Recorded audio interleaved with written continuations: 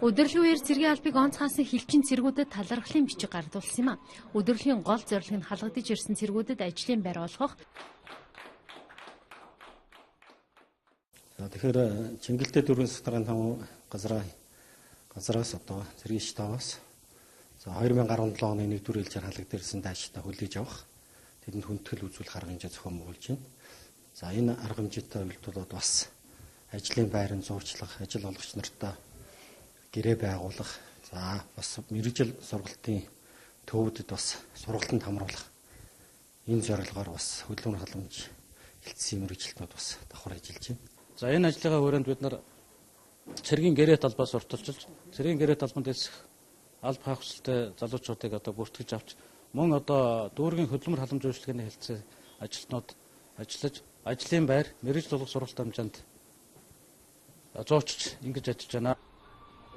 Чингэлтэй дүүргийн хөдөлмөрийн хэлтсийн зүгээс ажил олгогч байгууллагуудтайгаа хамтарч энэхүү өдөрлөгт оролцсон.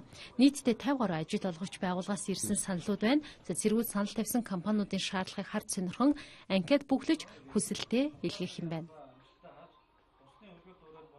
Цэргээс халагдаж ирж байгаа залуучууд иргэдтэй хөдөлмөр эрхлэлийг дэмжих арга хэмжээ, хөдөлмөр эрхлэлийн нийтлэг үйлчлэгээний талаар зөвлөгөө мэдээлэл өгч байгаа. Энэндээ юу ордог вэ гэхээр ажил зуучлах, ажил мэргэжлийн чиг баримжаа олгох зөвлөгөө, тэгээд төрөөс хөдөлмөр эрхлэлийг дэмжих ямар арга хэмжээ явагдаж байгаа гэсэн зөвлөгөө мэдээллүүдийг өгч байгаа. Цэргүүд энэхүү өдөрлөгт хамрагдсандаа баяртайсан юм а. За учир нь халагдаж ирснийхаа дараагаар хийх ажил байдгүй учраас ажилд орох шинэ боломж бүрдэж байгаад сэтгэл хангалуун байгаагаа илэрхийллээ.